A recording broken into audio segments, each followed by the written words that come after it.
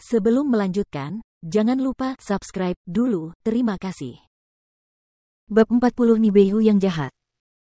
Huang Qianjun menundukkan kepalanya dan mengakui secara proaktif tanpa menjelaskan sepatah kata pun. Ekspresi Sui sedikit melembut, dan dia berkata, lupakan saja kali ini. Huang Qianjun, yang sangat cemas di dalam hatinya, menghela nafas lega ketika mendengar ini, dan berkata dengan ekspresi bersyukur di wajahnya. Kakak Su, jangan khawatir, aku tidak berani menjadi pintar lagi, ya. Nibeihu di sebelahnya menghela nafas dalam hatinya, Huang Yun membuat langkah luar biasa melawan rubah tua ini. Selama putranya tetap bersama Pak Su, mengapa khawatir tidak menjadi orang hebat di masa depan? Saat aku melihat anakku Niteng nanti, aku harus membiarkan dia lebih dekat dengan Tuan Su. Pikir Nibeihu dalam hati. Kemudian, dia dengan sungguh-sungguh mengepalkan tinjunya dan berkata, Tuan Su, penguasa kota telah memberitahu Anda sebelumnya bahwa urusan Anda adalah urusan rumah Tuan. Anda tahu bagaimana kami harus menangani masalah ini hari ini. Jie Yuan adalah anak dari Wen Changqing, Su Yi adalah menantu dari keluarga Wen, namun kini ia mengalami pertikaian berdarah. Jika masalah ini tidak ditangani dengan baik maka akan menimbulkan bencana besar. Namun sebelum Su Yi dapat mengambil keputusan, Wen Jie Yuan tiba-tiba meronta dan berbalik, bersujud kepada Su Yi, dan dengan lantang memohon belas kasihan. Su Yi, saya salah. Saya tidak akan pernah berani melakukannya lagi, tolong. Biarkan aku pergi, aku berjanji tidak akan pernah membocorkan masalah ini. Wen Jie Yuan gemetar, tampak ketakutan. Betapapun bodohnya dia menyadari bahwa situasinya tidak baik dan segera mengubah sikapnya.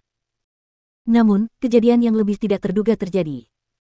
Huang Ganjun, yang berdiri di belakang, tiba-tiba melangkah maju dan mengambil pisau pendek yang dimasukkan ke punggung Wen Jie Yuan. Lalu dia menusuk dengan keras. Engah. Pisau pendek yang tajam menembus tubuh Wen Jie Yuan, dan ujung pisaunya terlihat dari dada dengan darah beterbangan. Mata Wen Jie Yuan tiba-tiba membulat, mulutnya terbuka, dan dia jatuh ke tanah sambil letupan. Pisau yang awalnya dilempar Su Yi tidak cukup fatal. Namun tindakan Huang Ganjun langsung membunuh nyawa Wen Jie Yuan. Nibeihu dan para penjaga di sekitarnya semua terkejut. Mereka tidak pernah menyangka bahwa orang yang membunuh Wen Jie Yuan adalah Huang Qianjun. Bahkan Su Yi tidak bisa menahan alisnya, sedikit terkejut. Huang Ganjun tersentak tajam di dadanya, dan tiba-tiba mengeluarkan pisau pendek itu. Dengan kicauan, aliran darah berceceran di sekujur tubuhnya. Tapi sepertinya dia tidak menyadarinya. Dia menundukkan kepalanya, tidak berani menatap Su Yi, dan berkata dengan suara serak.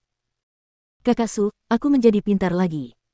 Su Yi melihat dalam-dalam pada playboy dan pemuda jahat, dan berkata, pergi dan lakukan dulu.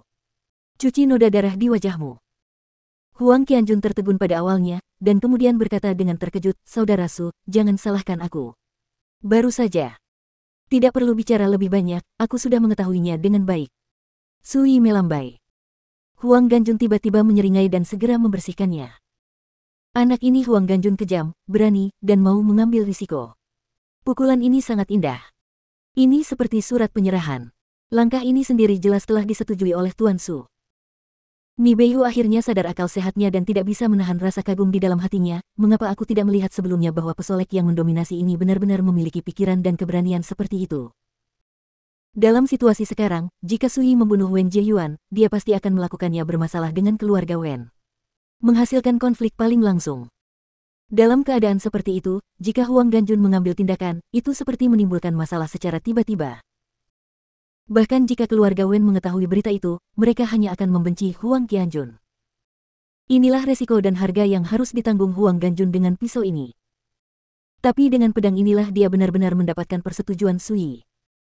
Bagaimana mungkin Nibeihu, orang yang begitu canggih, tidak bisa memahami misteri di baliknya. Karena itu, dia menghela nafas. Tanyakan pada diri Anda, apakah itu dia, meskipun dia akan membuat keputusan yang sama, dia akan tetap ragu dan mempertimbangkannya, dan tidak terlalu tegas dan cepat. Nibeihu menangkupkan tangannya dan berkata, Tuan Su, ini adalah pusat medis Xinghuang. Kedatangan Wen Jie Yuan telah diketahui oleh banyak orang. Sekarang dia dan pengawalnya telah meninggal di sini, kemungkinan besar masalah ini tidak akan disembunyikan. Pada titik ini, dia berkata dengan tegas, tapi jangan khawatir, Ni pasti akan menemukan cara untuk menyelesaikan masalah ini. Identitas Wen Jie Yuan tidak sederhana. Dia adalah putra dari garis keturunan utama Wen Changqing. Dengan identitas Nibeihu dan kekuatan, dia ingin ada banyak persoalan pelik yang harus dihadapi dalam menyelesaikan masalah ini. Tapi dia tetap setuju. Alasannya sangat sederhana. Di belakangnya adalah Tuan Kota Fusan, dan di belakang Fusan adalah Putri Ling Yao. Dengan dentang, Sui menyarungkan pedangnya dan berkata dengan santai, tidak perlu bersusah payah seperti itu. Jika Wen Changqing bertanya, katakan saja bahwa orang-orang ini mati di tangan Wu Ruokyu dari Sekte Yinsa. Menyalahkan. Hal terbaiknya adalah Wen Changqing pasti tahu tentang keberadaan Wu Ruokyu dan beberapa hal tentang halaman ini. Menempatkan kematian putranya pada Wu Ruokyu dan Yin Samen, tidak ada yang akan meragukan apapun. Sekte Yinsa, Wu Ruokyu. Ni Beihu tercengang. Dia jelas belum pernah mendengar tentang kekuatan ini atau Wu Ruokyu. Hati Sui tergerak, dan dia teringat sesuatu, dan segera memberitahu Wu Ruokyu secara singkat tentang membesarkan zombie hantu di halaman ini. Luar biasa. Setelah mendengar ini, Ni Beihu tidak bisa menahan diri untuk tidak bertepuk tangan dengan kagum. Tidak diragukan lagi sangat tepat untuk menyalahkan Wu Ruokyu. Sui merenung dan berkata, Tuan Ni, ingatlah untuk memberitahu penguasa kota untuk memeriksa apakah ada rumah berhantu serupa di tempat lain di kota. Lagi pula, setelah Wu Ruokyu meninggal, jika tidak ada yang membesarkan zombie hantu itu, mereka pasti akan menyerbu ke kota dan menimbulkan kerugian bagi kehidupan di kota. Ni Beihu merasa kagum, mengepalkan tinjunya dan memberi hormat, Tuan Su baik hati dan bijaksana. Ni sangat mengaguminya sehingga dia pasti akan menganggap masalah ini sebagai prioritas utama. Dengan sungguh-sungguh, Anda pergi dan menangani mayat-mayat di halaman. Tidak peduli metode apa yang Anda gunakan, Anda tidak boleh meninggalkan petunjuk apapun terhadap Tuan Su. Apakah Anda mengerti? Ini. Untuk mengambil tindakan. Mereka telah mengabdi pada istana Tuan Kota sepanjang tahun. Mereka semua adalah prajurit elit yang menjilat darah dengan pedangnya. Ketika Huang Ganjun membersihkan noda darah di tubuhnya dan kembali, dia melihat halamannya bersih, dan mayat Wen Jiyuan dan yang lainnya sepertinya telah menguap begitu saja. Bahkan darah yang membasahi tanah telah dibersihkan tanpa bekas. Huang Qianjun terkejut dan bergumam, Tuan Ni, mengapa saya merasa bahwa para penjaga di rumah Tuan Kota Anda telah melakukan hal semacam ini lebih dari sekali? Ni Beihu berkata dengan nada santai, itu hanya pembunuhan orang dan menghancurkan mayat, itu bukanlah masalah sederhana. Saya tidak membual. Bahkan jika Anda mengirim orang dari keluarga Huang untuk menangani lokasi pembunuhan, mereka tidak dapat menemukan petunjuk apapun. Melirik penjaga dan berkata, Anda harus mengerti apa yang harus dilakukan hari ini, kan? Semua penjaga tertawa. Seseorang berkata, Tuan, itu masih aturan lama. Anda mentraktir saudara-saudara itu 3 minuman. Saudara. Saudara berjanji untuk merahasiakannya dan berpura-pura bahwa ini tidak pernah terjadi. Kamu datang untuk mentraktirku 3 minuman ini. Sui melirik Huang Qianjun. Huang Ganjun buru-buru menepuk dadanya, Saudara Su, jangan khawatir, saya akan mengurusnya. Ni Beihu tidak bisa menahan tawa. Sui mengambil inisiatif dan menyuruh Huang Qianjun untuk mentraktirnya minuman. Hal ini tidak diragukan lagi menunjukkan bahwa Sui sangat puas dengan pengaturan yang baru saja dibuatnya. Itu sudah cukup. Setelah memikirkannya, Ni Beihu menyarankan dengan suara rendah, Tuan Su, saya telah mengirim seseorang untuk menanyakan Wen Changqing. Anda hanya perlu menontonnya nanti. Waktu berlalu. Setengah jam kemudian, sekelompok orang buru-buru sampai di luar gerbang halaman. Pemimpinnya, dengan wajah pucat dan tatapan seram, tidak lain adalah Wen Changqing, tetua kedua dari keluarga Wen. Namun, jelas ada ekspresi suram dan cemas di alisnya saat ini. Begitu dia memasuki halaman, dia berkata dengan sungguh-sungguh, Komandan Ni, di mana putra-putraku dan yang lainnya? Menghadap dan berbicara dengan suara serak. Saudara Changqing, ketika saya tiba, Tuan Muda Ling dan pengawalnya telah diracuni. Apa? Wen Changqing merasa seperti disambar petir, matanya hampir pecah, siapa itu? Siapa yang membunuh anakku? Dia tampak galak dan menatap semua orang di halaman, sama marahnya dengan binatang buas yang ingin memilih orang dan melahap mereka.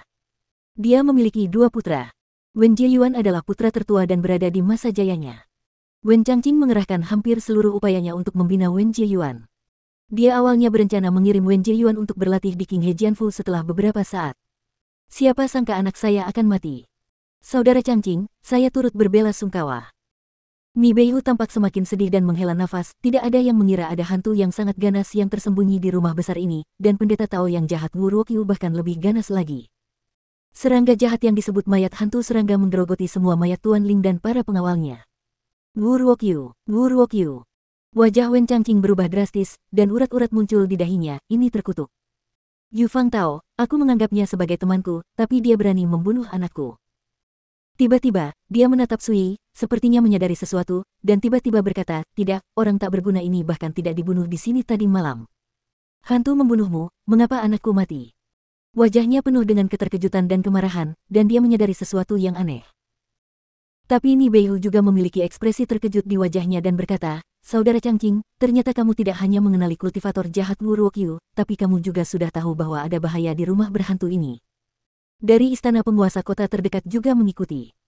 Terjadi keributan, dan semua orang memelototi Wen Changqing dan bertanya dengan keras. "Wen Changqing, beraninya kamu membiarkan iblis menimbulkan masalah di sini. Saya tidak menyangka keluarga Wen akan melakukan hal jahat seperti itu secara pribadi. Itu tidak bisa dimaafkan. Dari Sekte Yinsa masalah ini harus dilaporkan kepada Guru Fusan."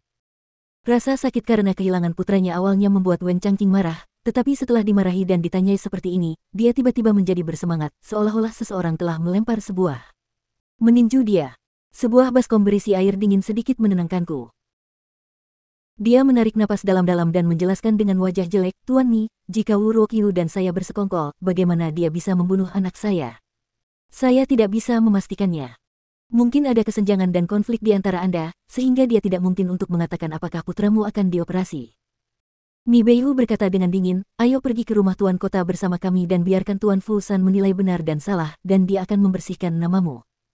Seluruh tubuh Wen Changqing membeku, dan dadanya naik turun dengan tajam. Sebelum dia bisa membuat keputusan, Ni Beihu melambaikan tangannya, "Di sini, tolong undang Wen Changqing untuk pergi ke rumah Tuan Kota." Melihat ini, Huang Ganjun, yang telah menyaksikan kegembiraan itu, tidak bisa menahan diri untuk tidak mengambil keputusan napas.